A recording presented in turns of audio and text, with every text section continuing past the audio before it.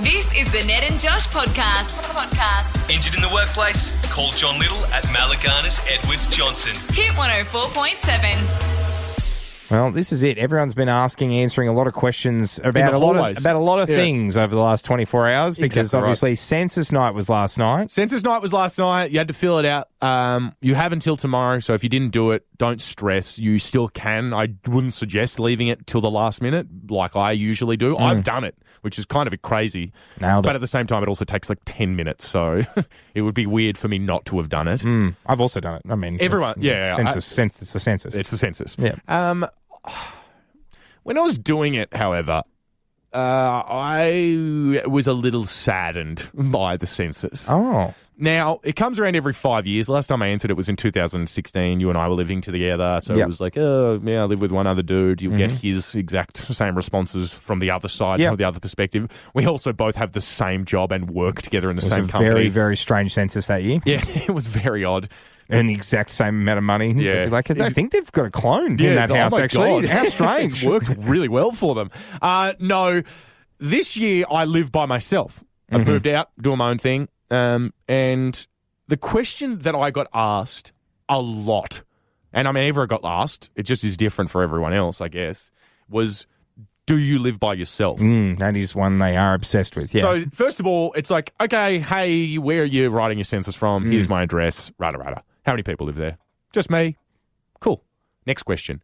How many people were in your house last night? I was like, just me. Just you, yeah. How many people do you expect to be in your house in the next upcoming 4 weeks? Yeah. Which is not a question. Wasn't a question, but that's fine. Essentially, you get the gist. None. Yeah, so Have you had anyone over in the last 2 days? Also no. not a question, but that's, you are Every feeling... question they asked me about being lonely really drove it home. Yeah, just drove it home. I thought that every single one was the final nail in the coffin to then go to the next page, which is, so you would describe yourself as a lonely loser, wouldn't you? It's like, well, no, I wouldn't, Census, but I guess now that I've had to think about it, kinda. Did you get any kind of joy? Was it offset at all by the fact that for anybody like financially dependent on you question, you got to go 0? Yeah, I did get to. That was, that's the good part of that, though. You're like, no responsibilities whatsoever apart from just keeping myself alive. How did you do the household chores one? Did you unpaid household chores? So did you go 5 to 14 hours? I did go 5 to 14 hours, which is, I'm pretty sure, a lie. No way I do 5 hours I of did chores. a lot of washing on the weekend, which makes me feel like maybe, technically, if you count the entire time the washing machine was on, that's not that how was it 5 works. to 14. That Unless was 5 you're to over 14. The sink scrubbing on a washboard, that did not go for 5 hours. Yeah, I tell you what, the only thing that annoyed me with the census, because I'm used to the feeling lonely questions and all that stuff. I'm sorry. Yeah, it's the only thing that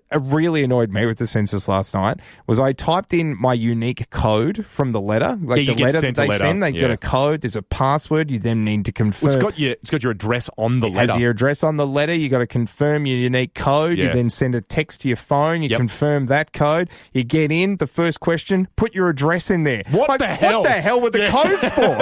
How's the code not synced up to my address? This is the Ned and Josh podcast. Hit 104.7. Ned, there is a little bit of an issue going on with NASA. They want to go back to the moon. NASA chiefs, ombudsmans, party poopers have said, we're not thinking this through. Spacesuits aren't going to work. They're not going to be ready. We've got a problem with the spacesuits. I've not read into it any more than this, but apparently people at NASA who look at the spacesuits, we're not going to be ready by 2025. And to me, that sounds like they don't want to go to the moon. And they're just making up an excuse. Certainly seem like a very, very, very flimsy excuse. Well, it's just like this. It's like, They've been there before. What's that? It's black tie. Yeah. I don't have a suit at the moment. Yeah. Bit low on money. Don't own a suit. Probably can't come this Saturday. Sorry. Yeah. That's the NASA version of that. But it's the NASA version of that.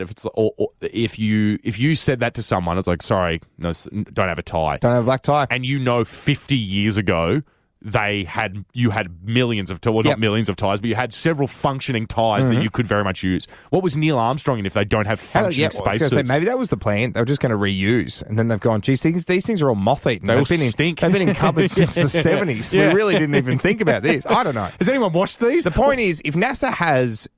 I've never thought I could work for NASA, but the concept of NASA Yes, yeah, it's realistic. Yeah. The concept of NASA always fascinates me. Yeah. I've been known to get a H&M jacket that has the NASA logo on it. I wear it sometimes. You're not fooling anyone, Not by the way. fooling a soul, but I enjoy it. No one thinks you've come from the facility. If they have an excuse-making department, I might have just gotten my call up to NASA. If you think you could come up with better, because this excuse is very weak, Flimsy. very weak. Just give me right now as a little bit of an example, maybe a bit of an interview for this job potentially. Yeah. Just you give me a thing, something that you want me to do. Okay. Not And you'll get out of necessarily it. you specifically, but just like a hypothetical. Yeah. And I'll give you my excuses and let's just see if they're good enough. Does it need to be related to NASA or just No, just an anything. everyday? Just anything. Okay. I think that's important that it's just anything because it's easy to apply focused excuses. course. But what about just broad excuses? Need you to head down to the shops, pick up the ingredients for spaghetti. Spaghetti? Yeah, so you're going to need mincemeat, some tomato paste, some tomatoes, some onions, some bacon, maybe if you're that way inclined. It's unusual, but I'm actually allergic to onions, so I can't touch them with my skin. That's so, okay. Get everything but. Yeah. I think if I can't get you the full ingredients, it's not going to be a nice meal. I'd feel bad. I think you should just ask someone else. It's not good, but it worked. It was quick. It was quick. It was quick. It was the quick. onion thing was very quick. Okay, go another scenario. Dog needs to pee. Let's say you and I are married. We're in bed, and I am almost asleep. Yep. Dog scratches at the door. Yep. And I lean to you and go, hey, the dog needs to go to pee. Off you pop. Well, I would say, hey, I also need to pee, but I'm very much about to fall asleep. I think if I see the dog pee, it'll make me need to pee, and that'll wake me back up, and I won't be able to go to sleep. So why don't you just go and do that? Yeah. That's good. It's like a flowing river thing, you know? Yeah. It'll just make me need to pee. I don't want to sleep next to you if you're busting for a pee. This is the Ned and Josh podcast. Hit 104.7. There is a soccer match in America. Cincinnati Football Club versus Orlando City Soccer Club. If that makes any sense to anyone. At this game, there was a pitch invader. Not a streaker. He wasn't naked at all, but he certainly got onto the pitch and ran around and was Disrupted the game. Disrupted the game. Did the game have to stop? Game did have to stop. Pitch invader. Very much had to stop. $10,000 fine. And usually comes with a lifetime ban from the stadium. There is a reason that none of those things have happened. No $10,000 fine, no ban from forever. Was it Joe Biden? It was not Joe Biden because I don't think the Secret Service would probably let him do that. I think they would stop him from there. It's like we like the soccer. Don't ruin this for all of us, Joe. Well, so we can't have you go out into the middle of a soccer field by yourself. That's insane. No, it was a 2-year-old. Oh. He jumped over the fence, ran out. The funny part is Mum had to run out after him and Ban her. Yeah. Well, if anything, she is like one of the people. She knows what she's doing. Ban her. Went to tackle him, missed him. The mum went to tackle him. Yeah, Oh, that's because he's short. Very funny. Then ran back, grabbed him up, picked him up, ran off. Everyone's like, sorry. Yeah. That's adorable. It is adorable. It's a nice little interruption to the game. Yeah. That's adorable. $10,000 fine, lifetime ban for this kid. Not the mum. The mum essentially did the security's job, but no way. No exceptions.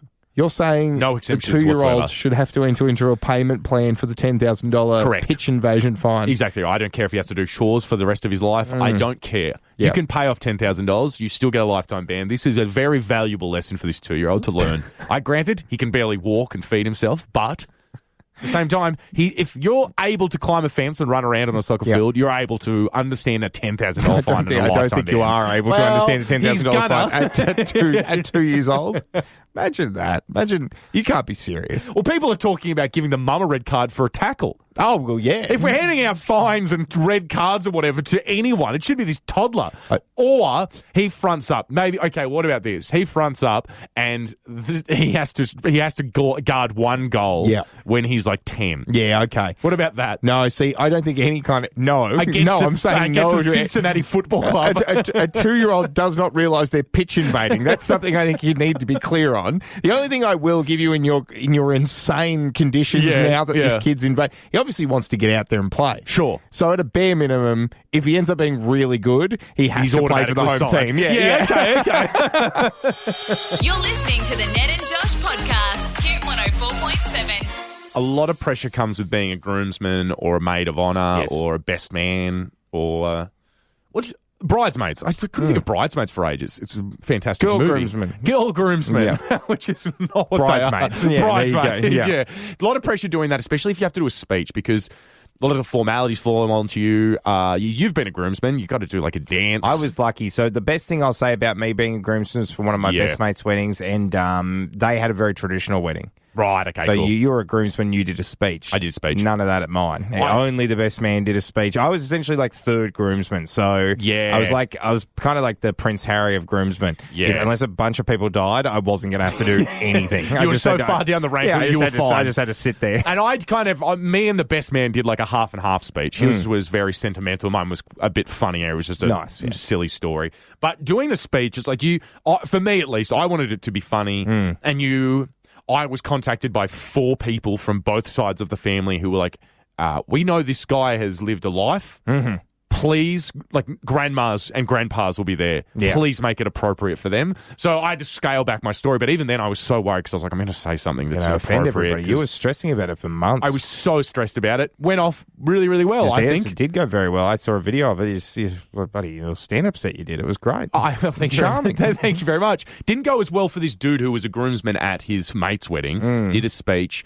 Did try to make a joke that you ever read a joke and you're like, that's a joke that this guy has told himself over and over and over again and has not told anyone else. It's like super funny. And it's like the first time he's told anyone is in a room full of people, and it's like, oh, dude. You should have tried this on with anyone. You should have told anyone you were going to say yeah. this. He said, the bridesmaids looking great tonight. I don't know all of you. I will say, out of the 6 of you, 5 of you look great. And I'll let you figure out who I mean. Oh my God. What an absolute... Dude. That's barely a joke. That's just being funny. an asshole. That's not funny. That's being a loser at a wedding. And they rightfully kicked him out. They kicked him out of the They're wedding. like, you need to go. Oh, that's so funny. I honestly think the punishment fits the crime. Yeah, that is funny. What an idiot. What a moron. One thing I will say is everybody looks great when they're all done up. And Of course. you can't. Oh, that is atrocious. It's a grenade into the... I just don't get. I really, really don't get where the tradition started with these being funny. Yeah. Like, why did we ever deviate from just heartfelt? Yeah. Like, you get your best friend to stand up and say something nice about you and your new partner. Beautiful. Get that bride, maid of honor, best man, both say something nice. Yep. Job done. Yep.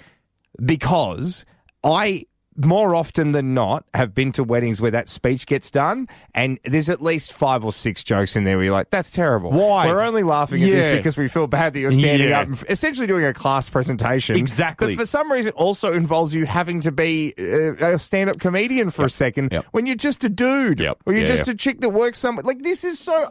It's actually... Why do we try and make them funny? It is funny because it's a job. Being a stand-up comedian is honestly one of the tougher jobs to do. You have to get up, you have to win people over. The fact that a random Joe Blow has had 4 beers and is like, you know what, I could give this not only a crack, but I could nail this tonight. Yeah. It's insane to me. I don't know why. It is a bit wild because it's like everybody thinks I can make my friends laugh, so therefore I could be a stand-up comedian. It's like aunties, uncles, cousins... Grab the microphone and go stand up in front of a bunch of strangers and see how it goes. Yeah, exactly. Because that's it. But yeah, the joke can't be, oh, that's so Robbo. Yeah. It's got to be a joke.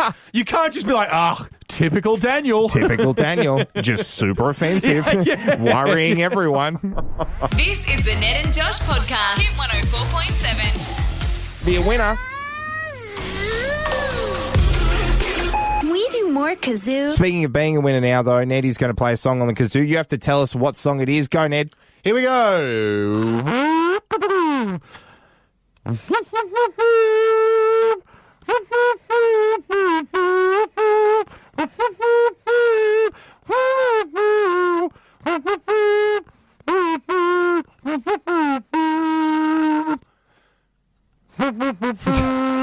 Very good. So Very well done. if you wanted to just fill I'd in say the lyrics this- of that last part there, that's the name of the song. Don't know if you can hear this through the mic. I can definitely hear it because I'm in the studio. There's a lot of wind escaping out of that kazoo. Is it broken or is it? Here's how kazoos work. No, let's not. Tom from Civic, how are you, Tom? I'm good, thank you. Yeah, very good, mate. Now, do you know the song that Ned was just playing through the kazoo? I'm pretty sure it's Since You've Been Gone. By Kelly Clarkson. Yes, you've done it. Good on you. Yeah, well done there, Tom. Congratulations, mate. Lot to ask for to not only listen to the kazoo this early in the morning, but then also try and figure out what I'm trying to do. Mostly listening to the kazoo this early in the morning. So I appreciate Tom, everyone. You won yourself some Brazilian butterfly stuff, no problems. That'll be up for grabs again tomorrow morning. This is the Ned and Josh podcast. Hit 104.7. I don't know what's going on with my voice this morning. This is weird. That's all right. You can be croaky. A little. Just croaky. It's funny because it's like in any other job, you would just be having a conversation with someone. You just be like, anyway. So yeah, I was down in accounting, but literally here, it's like It's just annoying. hang on, stop. I don't know if I had one thing I didn't do this morning was I didn't have my energy drink that I normally have. What energy drink do you have? Because It's a Monster Ultra Rosa. do you have it before you sugar-free. get to work? I do have it before I Yeah. get to work. I have it before I even have a shower because it's so acidic that I like to have it, Wash then it, brush your my tongue out. teeth, Yeah. and then have the shower. That's the way I do That's it. smart. But yeah, I'm sick of because I'm feeling really flat now. So I'm sick of my choice being crippling anxiety from too much caffeine or barely able to stay awake. Yeah. It's like you've got to pick this poison chalice. Yeah. You got to drink one of them. Well, no, it's unfortunately because you've already picked the poison chalice and have done for 15 years that now the poison chalice is your life. Yeah, There right. is no other option. Damn it. Our caffeine addiction. And don't get me wrong. Oh, mate, I'm currently sipping on a double strength black coffee. So I'm also beholden to the poison chalice as well. I'm feeling zombie-esque, but I am able to see a silly story when I see one. And one here is over in the UK, there is a lady who's preparing for her family holiday and has taken to the internet to express her frustration that her husband has apparently given her a bit of a lecture about how much she's packing per person in the family. Okay, why? Because, and I'm going to read you the list right now. This is what she takes per person. All right, you ready to go? This Here is we go. each person. Family of 6. So each person gets this. Yes. Each person gets this. You ready? Long trousers times 7.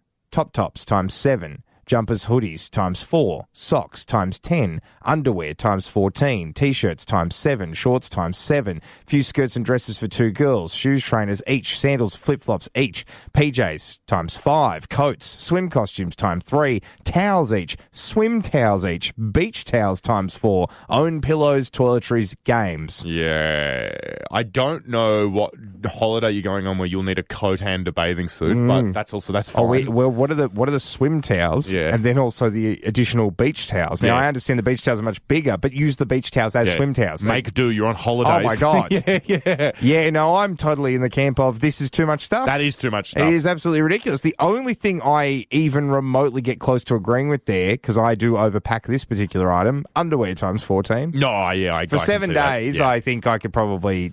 I would say without actually counting, just picking up a handful and going, that's about right, I probably pack that many undies. I don't pack for 2 a day. I pack for maybe 1.5 a day. Yeah, I think that's about me So too. if I was going for 7 days, I would take maybe like 10 or 11 underwear.